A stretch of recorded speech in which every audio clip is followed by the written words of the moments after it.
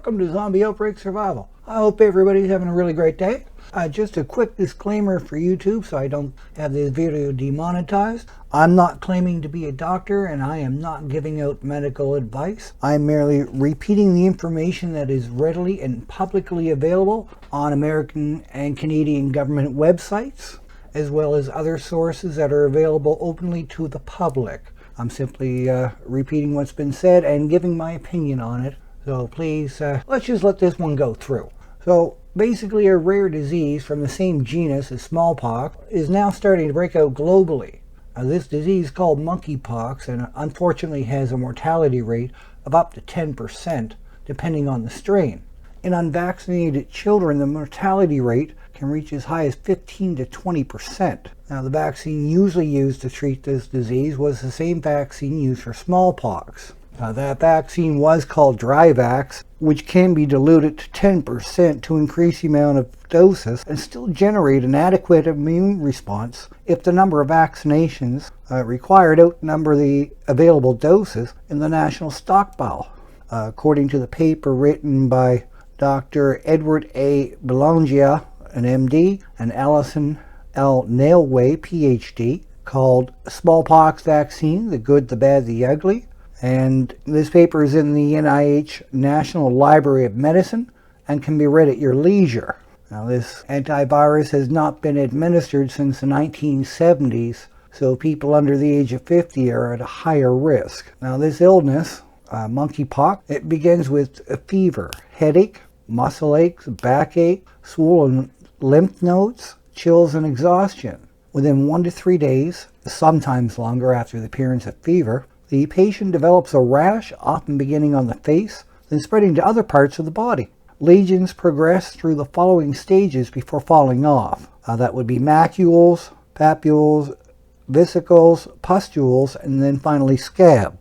The illness typically lasts for 2 to 4 weeks.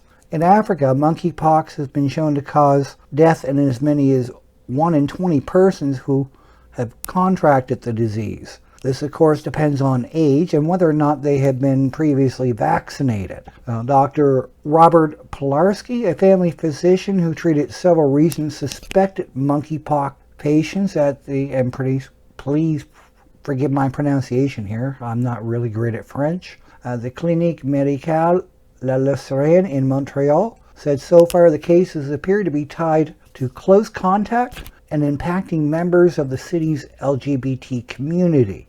Now, I'm not trying to create any scare or prejudice against that community. I'm just repeating what Dr. Polarsky has reported to the Canadian News. Now, Precision Vaccinations, which is a Denmark-based Bavarian Nordic A/S company, announced today, which would have been yesterday actually, the 19th, that the U.S. Biomedical Advanced Research and Development Authority, BARDA for short, exercised the first options under the existing contract to supply a freeze-dried version of the Genio smallpox vaccine. The first doses of this vaccine will be manufactured and invoiced in 2023 and 24. If exercised, additional options on the BARDA contract support the conversion up to a total of 13 million freeze-dried doses of the Genio smallpox vaccine that are expected to be manufactured in 2024 and 25. So to protect people from monkeypox,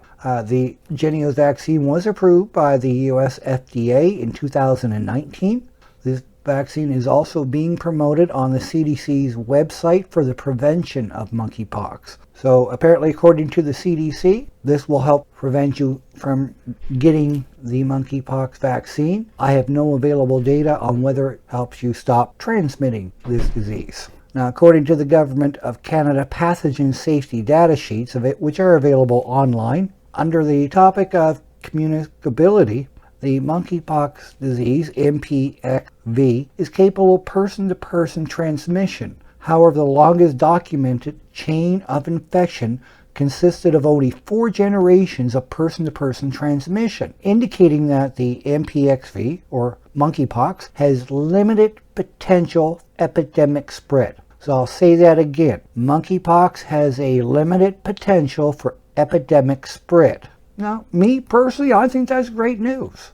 A limited potential, Absolutely. According to the World Health Organization, commonly known as WHO, as of May 19th, 2022, 9 countries, including the United Kingdom, Spain, Portugal, Sweden, Italy, Canada, Canary Islands, France, and the USA, all reported monkeypox cases. Worldwide, the total number of potential cases has reached about 82. Now, Francisco Javier Membrilo de Navales, a spokesperson for the Spanish Society of Infectious Diseases and Clinical Microbiology, explained that practically all the cases are due to sexual intercourse. Now, according to an article by Jacqueline Howard of CNN Health, currently the CDC is monitoring 6 people in the United States for possible monkeypox infections after they sat near an infected traveler who had symptoms while on a flight from Nigeria to the United Kingdom in early May. So just a couple of questions that ran in my head here since reading this. The first being with, of course, BARDA has a contract which can supply up to a total of 13 million freeze-dried doses of the Jynneos smallpox vaccine to treat monkeypox during outbreaks.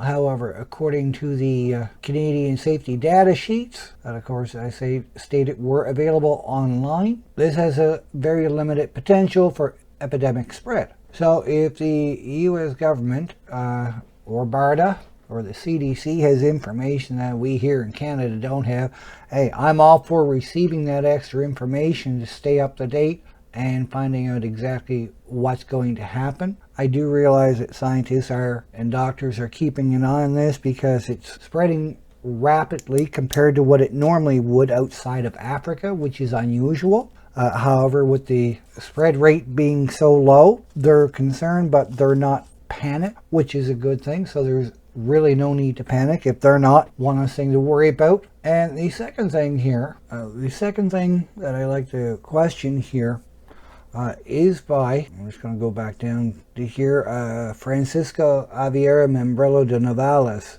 the spokesperson for the Spanish Society of Infectious Diseases and Clinical Microbiology, said that practically all the cases are due to sexual intercourse. According to all information on both Canadian and American websites, this disease is not sexually transmitted. However, you can receive it simply by touching the pustules and scabs and basically the ooze that comes out of them, and close contact and contact with bodily fluids like saliva and the fluid coming out of the pox, scabs, whatever you want to call them. If anyone has any data showing otherwise, that this monkeypox disease has become sexually transmissible, please leave a comment in the comments below and let me know. I'd be very interested on finding out if anything has changed on that. So as for the question of the day, do you think an order of 13 million freeze-dried doses of the smallpox vaccine for less than 100 cases so far is reasonable? And do you think this virus has the potential to spread possibly the same way as other viruses in the past have, that were basically contact disease viruses only? Let me know what you think. I'll leave a link to my other video that I have on my YouTube channel at the end here. You all have a great day.